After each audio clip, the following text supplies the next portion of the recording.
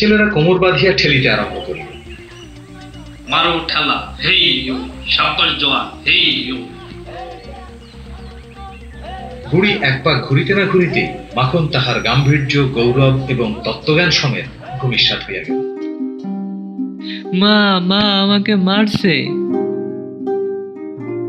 খেলার আরম্ভে এইরূপ আশাতীত ফল লাভ করিয়া অন্যান্য বালকেরা বিশেষ হৃষ্ট হইয়া উঠিল, কিন্তু ফটিক কিছু শশব্যস্ত হইল। মাখন তৎক্ষণাৎ ভূমিশয্যা ছাড়িয়া ফটিকের উপরে গিয়া পড়িল, একেবারে অন্ধভাবে মারিতে লাগিল। তাহার নাকে মুখে আঁচড় কাটিয়া কাঁদিতে কাঁদিতে গৃহাভিমুখে গমন করিল। খেলা ভাঙিয়া গেল। ফটিক গোটাকত ঘাস উৎপাটন করিয়া একটা অর্ধনিমগ্ন নৌকার গলইয়ের উপর চড়িয়া বসিয়া চুপচাপ করিয়া কাঠের গোড়া চিবাইতে লাগিল। এমন সময় একটা বিদেশি নৌকা ঘাটে আসে। একটি অর্ধবয়সী ভদ্রলোক কাঁচা গোফ এবং পাকা চুল লইয়া বাহির হইয়া আসিল। বালককে জিজ্ঞাসা করিলেন, চক্রবর্তীদের বাড়ি কোথায়? ওই হোতা। কিন্তু কোন দিকে যে সে নির্দেশ করিল তাহারও বুঝিবার সাধ্য রহিল না।